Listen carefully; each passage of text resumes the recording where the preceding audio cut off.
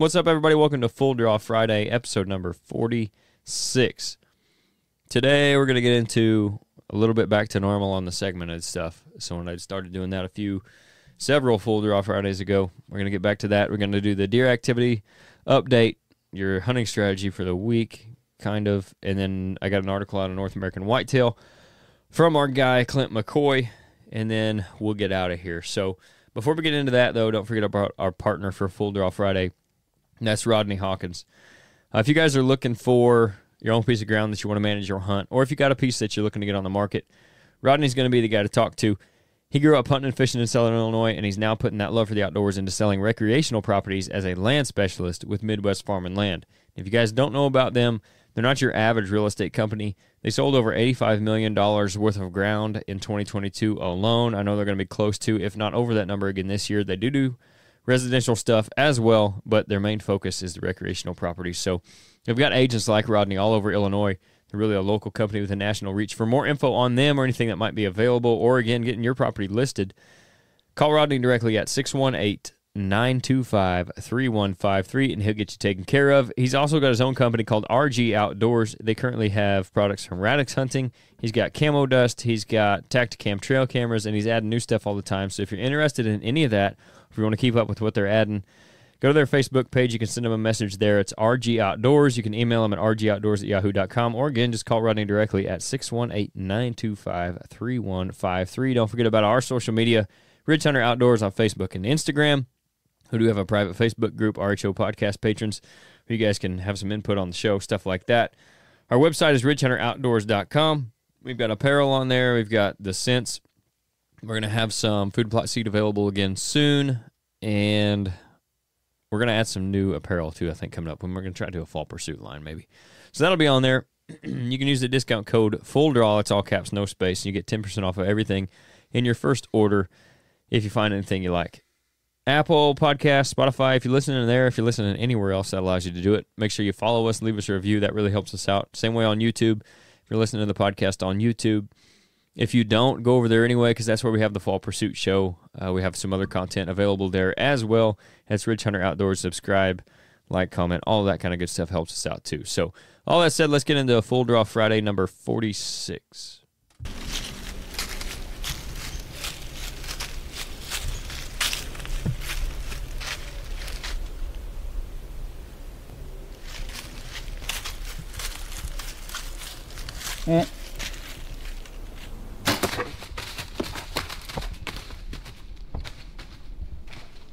All right, Nate was giving me crap in that intro, because if you guys watch the reel that I just put up, and it'll be on whatever the next episode of Full Draw Friday or Fall Pursuit is, I ordered some new felt for my QAD tonight because I would have wrapped a sock around it that made thing the at this god point. awfulest noise.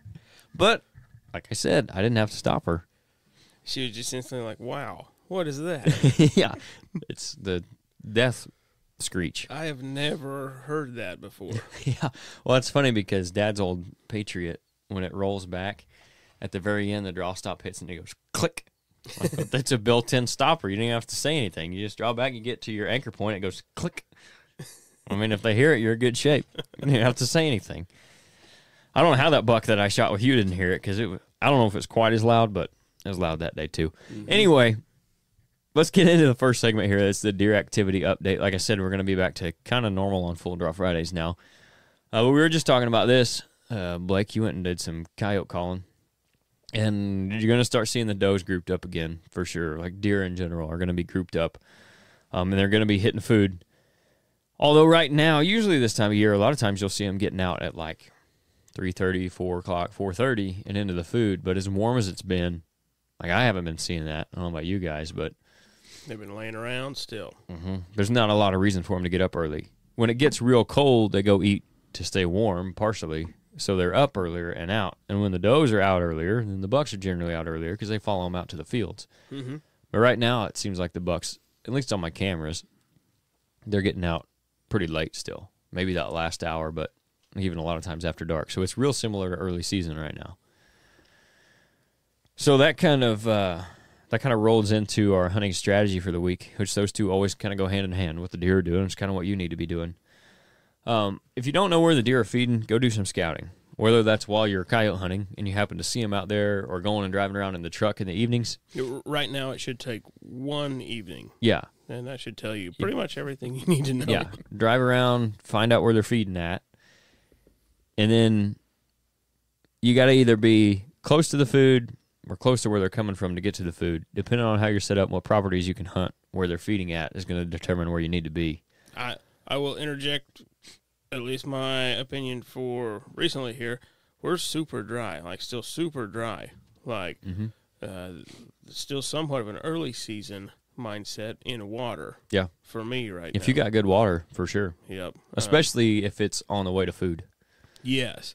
All of my creeks, like I don't even know if I have any water holes left in my creeks at this point. Yeah, it did rain today. It's stupid dry. But I don't think it not rained that much any to accumulate any water. No. So I mean, very not typical of this time of year. Nope.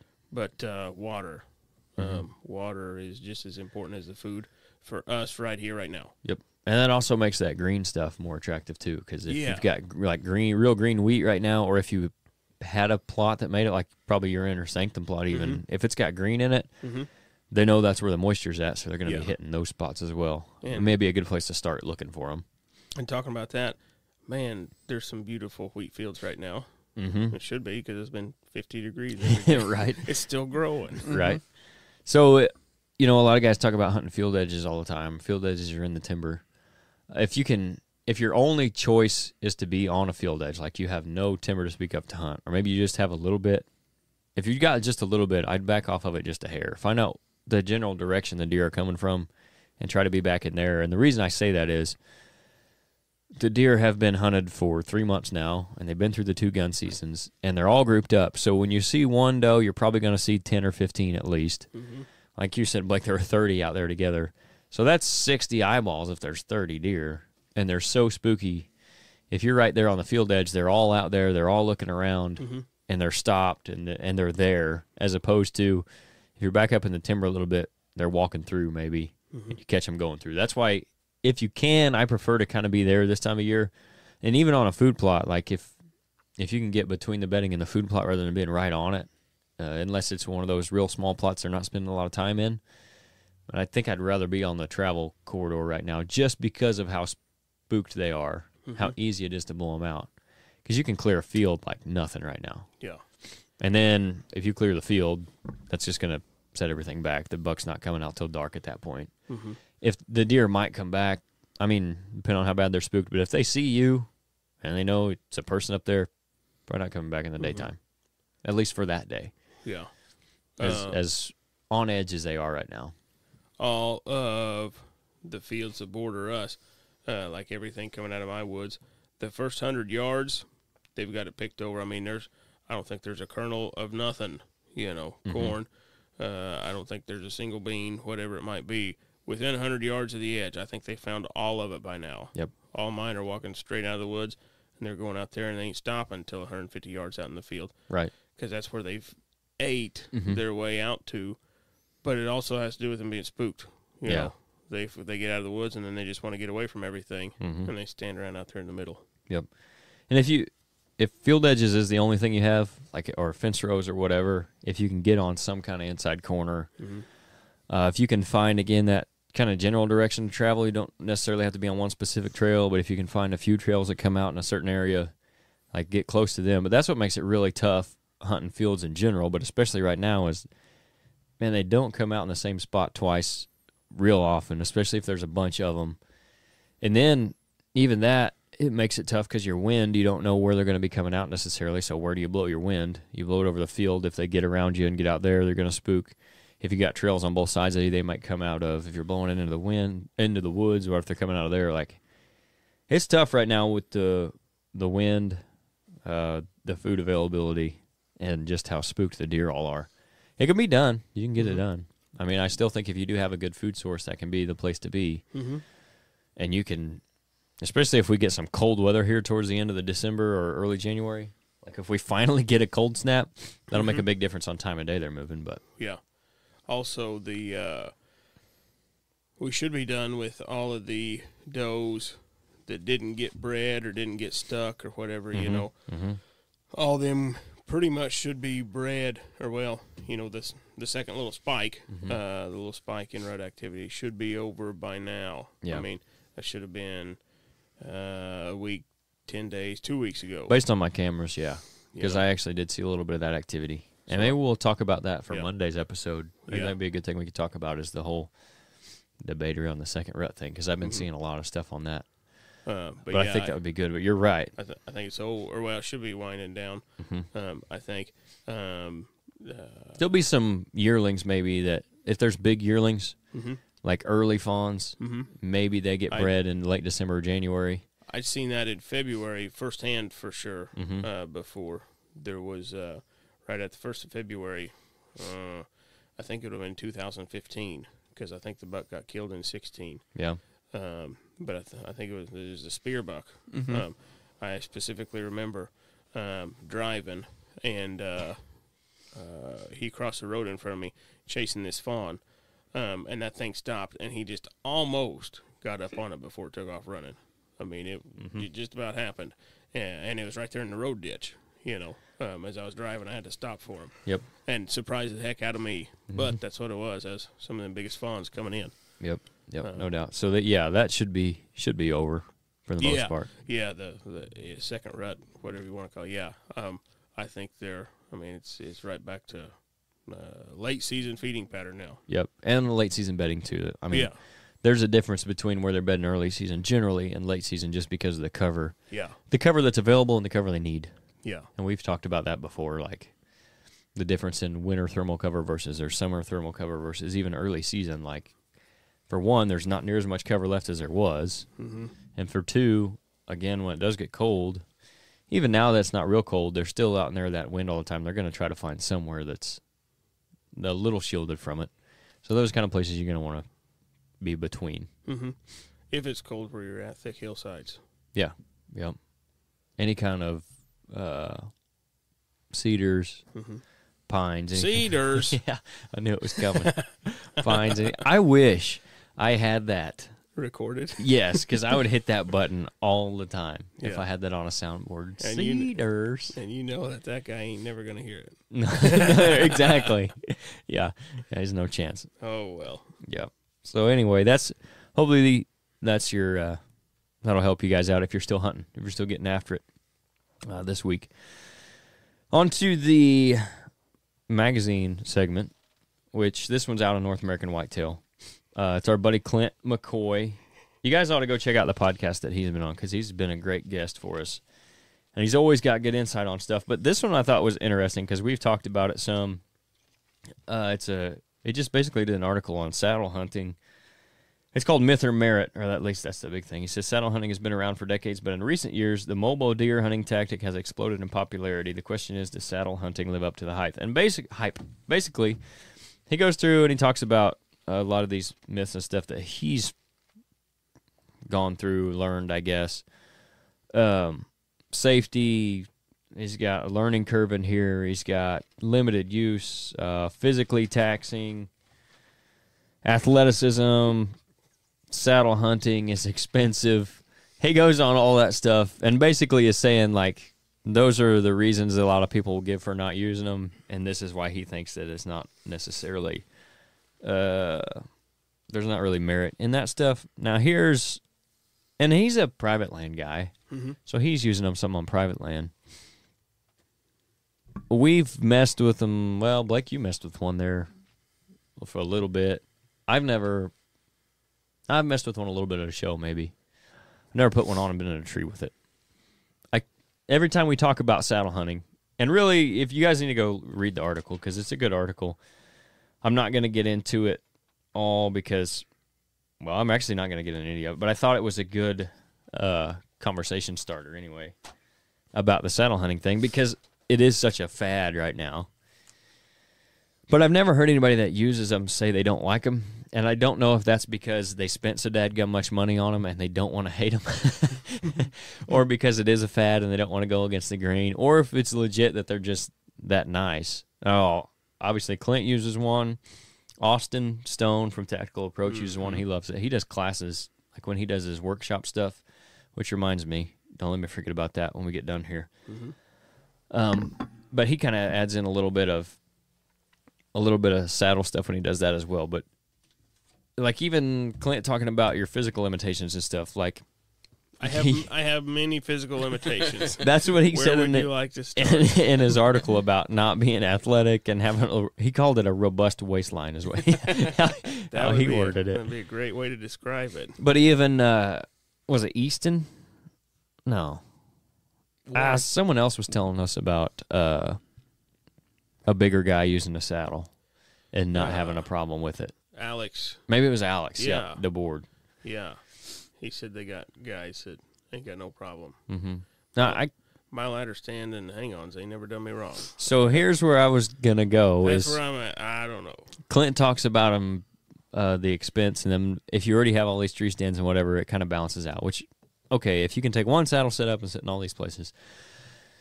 But where I'm at, especially like private ground, and I get public land, they for sure have their use. Mm-hmm. I'm sure they're lighter, probably a little bit less setup. Like I've seen some guys have pretty slick setups with them, how they're running them. Mm-hmm. But to me, on private ground, I know about where all my deer are going to be. Generally, if I have to move something a little bit, I can.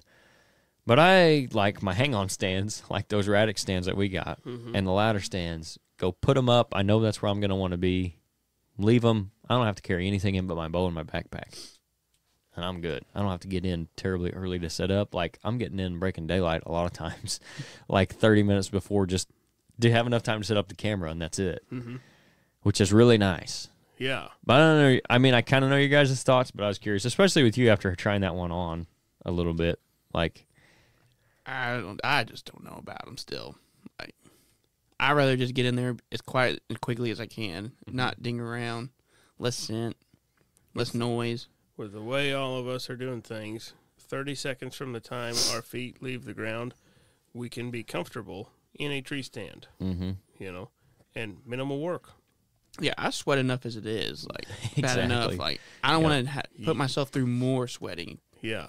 yeah, and Physical limitations. I think they say that it, and this is stuff that like he writes about in his article, like that he would rebut, I guess, I think he does a good job of it. But I'm kind of more in the camp again of it could be a tool in the tool belt for us, but It's too expensive just to put it as a tool. Exactly. For me. I'm not going to replace my ladder stands with it at this point, so that's kind of where I'm at on it. But the reason I went to accumulating ladder stands and hang-on stands over the years is because I used to hunt with a climber all the time. Like, no matter where I hunted, except for the one tree at the cabin, if I was hunting anywhere, I was taking a climber if I wanted to be in a tree, because I didn't have any stands anywhere else. And I got so sick of carrying that thing in and the work to get it set up and climbing down and packing it back up and hauling it out. Now, I know the saddles aren't as heavy even as the aluminum climber that I had, but still, you pack all that stuff in and you're at the bottom of your tree looking up. And there ain't nothing there. And there ain't nothing there. And all your stuff that you need to get up there is still down here, and it's just putting it on and dragging it up and putting it on. And, I mean, that just doesn't excite me a whole bunch anymore. I'm very much a creature of comfort. Yes. Ease. Yeah, I don't know. And they say they are comfortable, you know. And like maybe if I had one and we didn't have camera stands set up, you know, maybe that's something we throw up for a camera setup. I can see that. Maybe. Yeah. I think we talked about that a couple times. Like, that would be the way to go if you didn't have You know? setups already for that. Because then all you would have to have is that saddle, your rope, and the platform. Which is ridiculously overpriced, that platform. They are crazy expensive. You could build a platform easy. Like, I'm not a fabricator, and I could build one that would work. I'm going to leave that comment alone. No, I feel like I'm going to get bored sitting up there and just start swinging around like a monkey. there's that too. There is that. Oh gosh, I hadn't even thought about that. Yeah, you'd just be bouncing up and down, swinging around. Yep. So call you Tarzan. Yeah. Anyway, I figured that's probably where we were at, and that's kind of where I'm at on it. But it was a good article, and he brought up some good points. And if I always say this, you guys should go read it. in the magazine.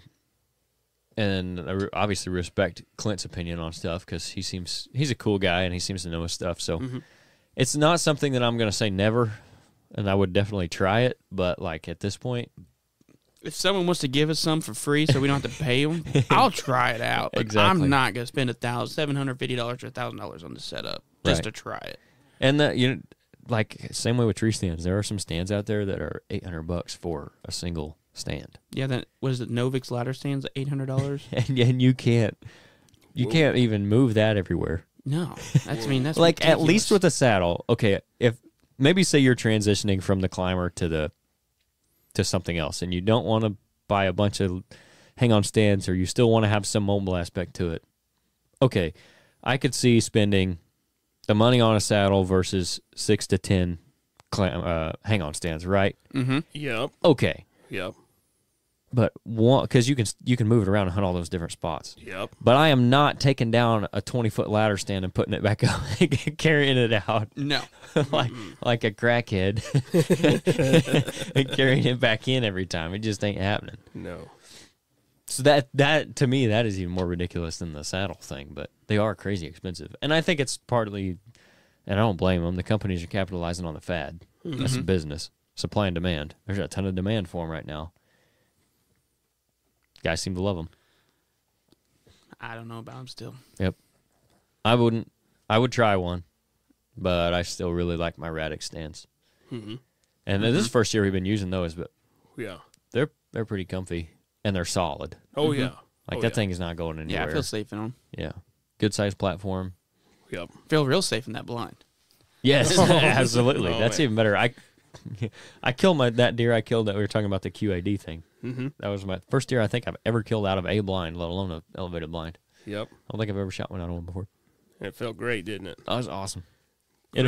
It'd have felt great even if it was like 15 degrees outside with the wind blowing, Yep. and I could have had a little heater in there. I still would have felt fine. Yep. Creature of comfort. Yes. No physical limitations That's right. in there. That's right.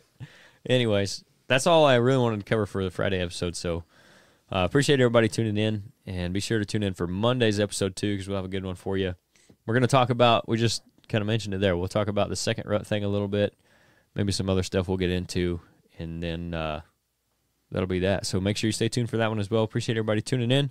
We'll catch you on the next one.